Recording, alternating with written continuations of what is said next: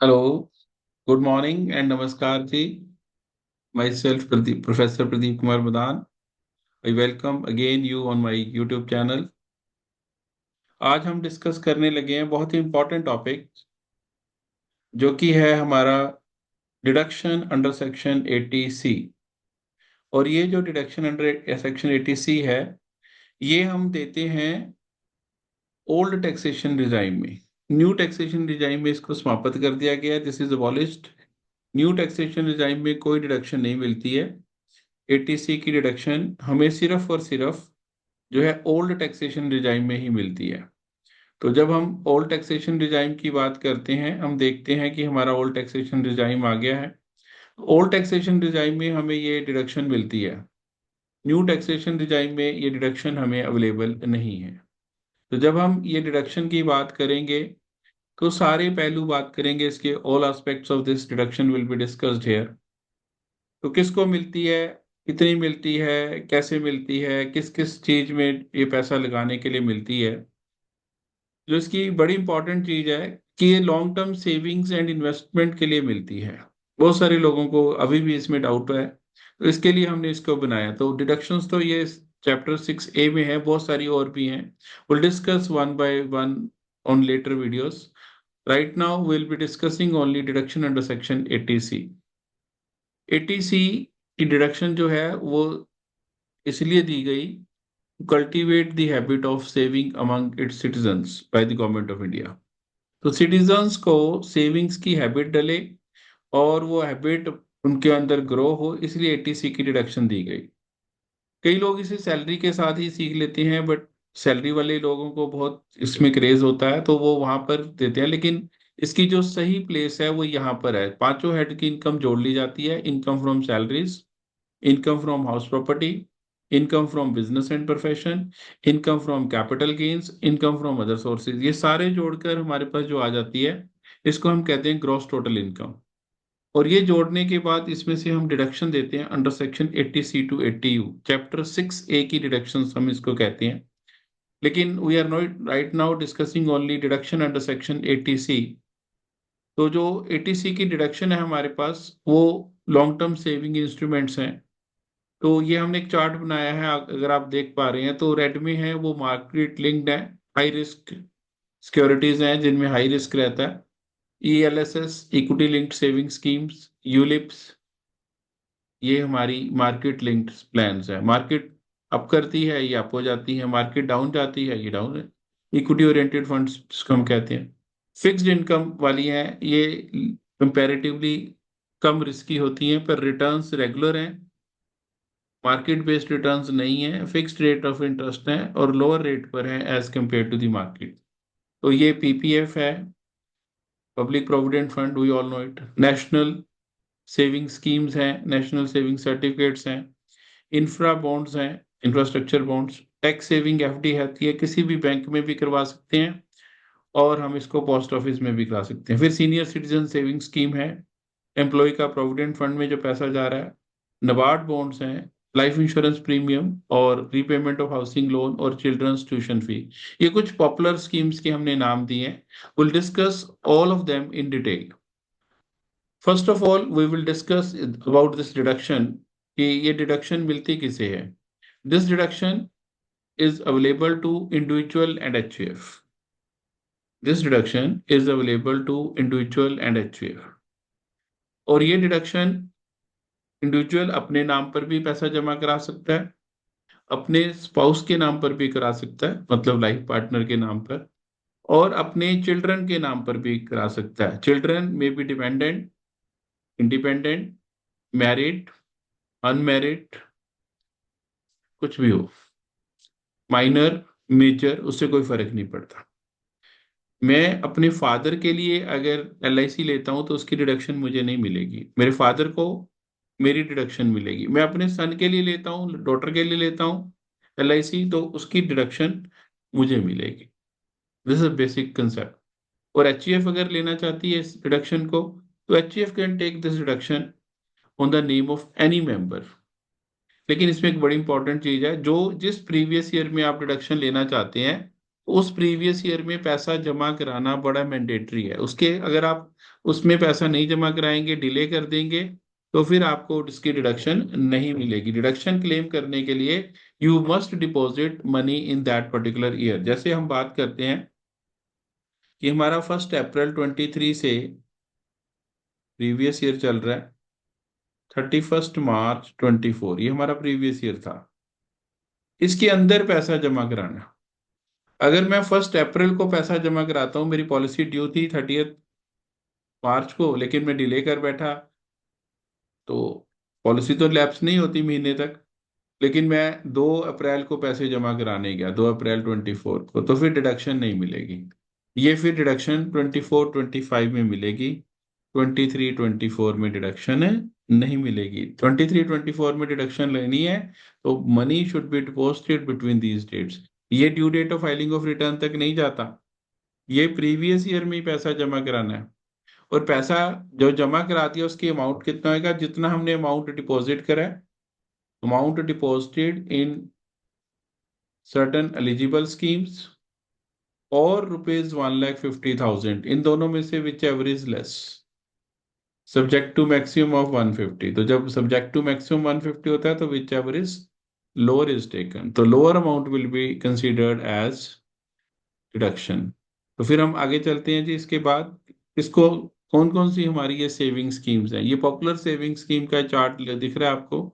तो ये हमने चार्ट लिया है, और ये इसके बाद हमारे पास आ जाता है कौन कौन से प्रोविडेंट फंड में पैसा जमा करा सकते हो, और एम्प्लॉय की कंट्रीब्यूशन। एम्प्लॉयर की कंट्रीब्यूशन इसमें नहीं लेते हैं एटीसी में, employees contribution here only. Eighty C provident funds की जब हम बात करते हैं, तो स्टैट्यूटरी प्रोविडेंट फंड में जो पैसा जमा कराया है, जो रिकॉग्नाइज प्रोविडेंट फंड में पैसा जमा कराया है, जो सुपर एनुएशन प्रोविडेंट फंड में पैसा जमा कराया है, और एक जो पीपीएफ में पैसा जमा कराया, all will qualify for deduction under section 80C। हाँ, जो एक नहीं होता यूआरपीएफ में अगर पैसा जमा करा रहा है employee, unrecognised provident fund which is not recognised by the commissioner of income tax, then it is not, deduction is not available for that amount. फिर हमारे पास आ जाती हैं एलआईसी की पॉलिसी ली है हमने।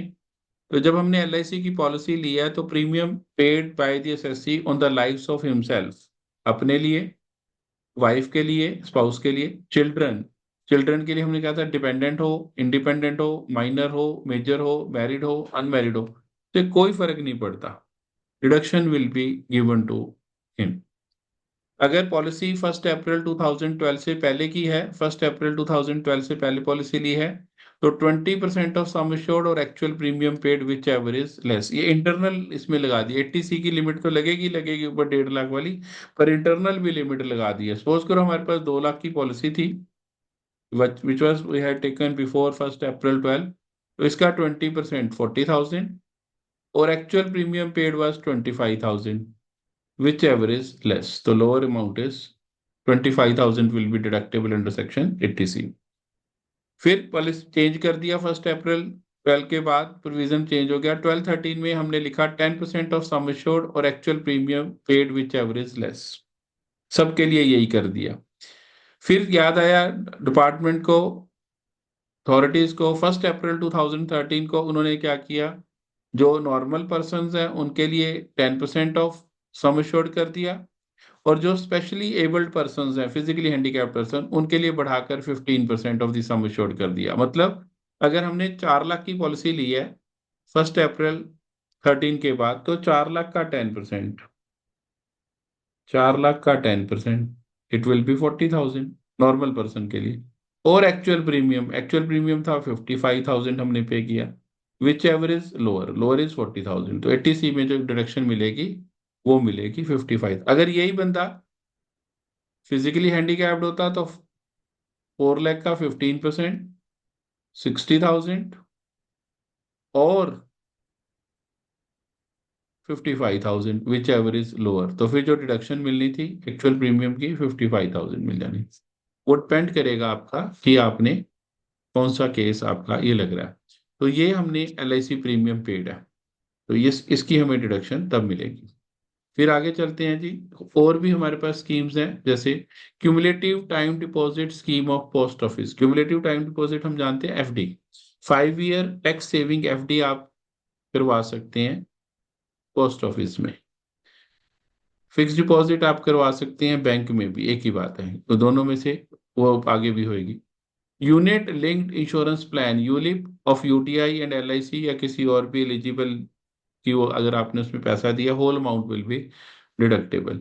Purchase of national saving certificates, जितना पैसा NSC में जमा कराया वो तो होएगा ही होएगा, एज वेल एज जो हमने पहले करवा रखे हैं उनका इंटरेस्ट भी डिडक्टेबल है, एज वेल एज वो इनकम फ्रॉम अदर सोर्सेज में भी आएगा। इसको थोड़ा सा हम डिस्कस कर लेते हैं।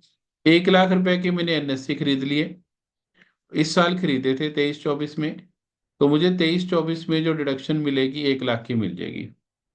अगले साल इसके ऊपर से 8% इंटरेस्ट आया, अज्यूम्ड किया, रियल थोड़ा सा ऊपर नीचे है, तो 8,000 इंटरेस्ट बन गया से। तो जो 8,000 इंटरेस्ट है, this is going to be other sources में इनकम भी होएगी नेक्स्ट ईयर में, as well as it is will be taken as deduction under section 80C, दोनों तरफ आएगा। फिर अगले साल और इंटरेस्ट लग गया से 10,000 हो गया, 11,000 हो गया, कुछ भी, तो अगले साल ये 25, ये 23-24 में था, ये 24-25 में हो गया, फिर 25-26 आ गया। ये 11,000 पे जो इंटरेस्ट मिला ये अदर सोर्सेज की इनकम भी होएगी, plus as well as 80C की डिडक्शन, क्योंकि हम इसको मानते हैं ये पैसा री इन्वेस्ट हो रहा है। और मैंने 25-26 में फिर 1 लाख के एनएससी और खरीद लिए, तो 25-26 में जो डिडक्शन होगी 1,11,000 की हो जाएगी बढ़कर। तो ये आप उन्हें उसके अकॉर्डिंगली बदलते रहते हैं, हमारे प्रोविजंस चेंज होता रहेगा। Amount deposited with national housing bank under home loan scheme, ये भी जितना अमाउंट जमा कराएंगे full amount will be deductible. फिर आ जाता है amount paid to LIC under annuity pension plan, whole amount is eligible. Amount deposited in equity linked saving schemes of mutual funds and other things, ये भी fully exempted from tax, जितना पैसा जमा जमा कराएंगे। Rebate for tuition fee paid for 2 children पर parent है, ये फुल टाइम कोर्स में जमा कराई है पर पेरेंट। फादर को अलग मिलेगी, फादर को 2 बच्चों के लिए अलग मिलेगी, मदर को 2 बच्चों के लिए अलग मिलेगी। दोनों वर्किंग है, दोनों के पास इनकम है, तो फादर की रिटर्न में 2 बच्चों की, मदर की रिटर्न में 2 बच्चों की, सेम नहीं होने चाहिए, डिफरेंट डिफरेंट होने चाहिए। ये नहीं कि वो भी 2 बच्चों की क्लेम कर रहा है, नो। दूसरा, फुल टाइम कोर्स होना चाहिए, इन इंडिया पढ़ रहे हो, आउटसाइड इंडिया नहीं अलाउड है ये। Full time course in India, education in India, बच्चों की एजुकेशन पे जितनी ट्यूशन फी पे करी है, बिल्डिंग फंड्स और अदर फंड्स नहीं काउंट करे, only tuition fee. Tuition fee की रिबेट है अंडर सेक्शन 80C में। तो आगे चलते हैं जी। Amount invested in debentures of equity shares और public engaged company, infrastructure companies के अगर आपने शेयर्स और डिबेंचर में इन्वेस्ट किया है, वो लिस्टेड लिस्ट होती है उनकी, आपने वो देखनी है। फिर आगे आगे आ जाता है fixed term deposit with scheduled bank और पोस्ट ऑफिस, एफडी की बात हमने पहले करी थी। फिर इन्वेस्टमेंट इन नबार्ड बॉन्ड्स, नबार्ड के बॉन्ड्स आते हैं, उसमें आपने जमा कराया। सीनियर सिटीजन सेविंग स्कीम में पैसा जमा कराया। अमाउंट डिपॉजिटेड इन सुकन्या समृद्धि योजना में पैसा जमा कराया। जितना पैसा आप इसमें जमा कराते चले जाएंगे वो सारा एलिजिबल फॉर डिडक्शन होता चला जाएगा। और जितना भी ये पैसा जमा कराया इन सारी स्कीम्स में, उसकी हमें डिडक्शन मिलेगी कितनी, वो हमने पहले डिस्कस कर ली थी, ये वाली, कि हमें जो डिडक्शन मिलेगी, amount deposited in these schemes, जितना पैसा मैंने इन स्कीम्स में जमा कराया, और ₹1,50,000 विच एवर इज लेस। लेकिन ध्यान रखना है कि आप रिटर्न ओल्ड टैक्सेशन रिजाइम में भर रहे हैं। अगर आपने न्यू टैक्सेशन रिजाइम को ऑप्ट कर लिया है, फिर ये वाली डिडक्शन नहीं मिलेगी। This is only in case available in case of old taxation regime. जब न्यू टैक्सेशन रिजाइम आ जाती है, उसका सेक्शन है अंडर सेक्शन 115 BAC, उसमें हमने रिटर्न नहीं भरी, हमने रिटर्न भरी है ओल्ड टैक्सेशन रिजाइम में। तो thank you very much for the day. ये सारा हमने ध्यान रखा है, 80C की डिडक्शन को पढ़ा है, और ये सारी चीजें हमें क्लियर हैं भी, कहाँ पैसा जमा कराना है, कब कराना है, किसके नाम पर कराना है, और कितना कराना है। मैक्सिमम टू मैक्सिमम 1.5 लाख से ज्यादा हमारी ये लिमिट है, नहीं मिलती। तो आपने सारी चीजों को, मैं समझता हूँ कि क्लियर हो गई होगी। अगर किसी को कोई डाउट है तो आप हमें मैसेज कर सकते हैं हमारे चैनल पर भी और पर्सनल नंबर पर भी। Thank you very much for the day.